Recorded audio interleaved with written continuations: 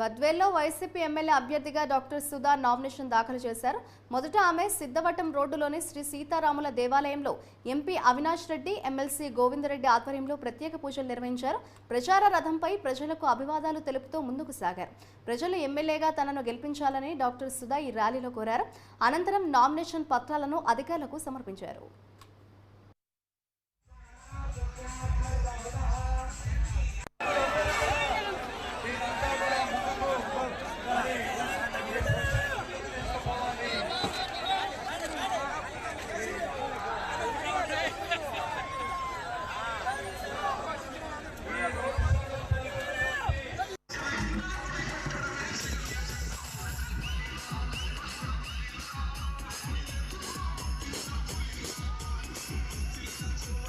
బద్వేల్ కాన్స్టిట్యున్సీలో ప్రజలు కానీ లోకల్గా నాయకులు కానీ ప్రతి ఒక్కరు కూడా అదే అభిమానం ఆదరాభిమానం కనపరచబట్టి ఈరోజు నాకు తిరిగి నన్ను అభ్యర్థిగా ఎన్నుకోవడం జరిగింది.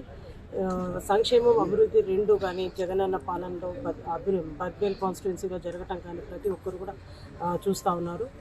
అదే కాకుండా ఇక్కడ లోకల్గా కూడా మేమందరం కూడా కష్టపడి ఎప్పుడు ప్రజలకు అందుబాటులో ఉంటున్నాం. మీ అందరికీ కూడా తెలుసు, ఎందుకంటే కోవిడ్ టైంలో అప్పుడు ఎవరు బయటికి రాలేదు. ఆ 2 years గడిచిపోయింది.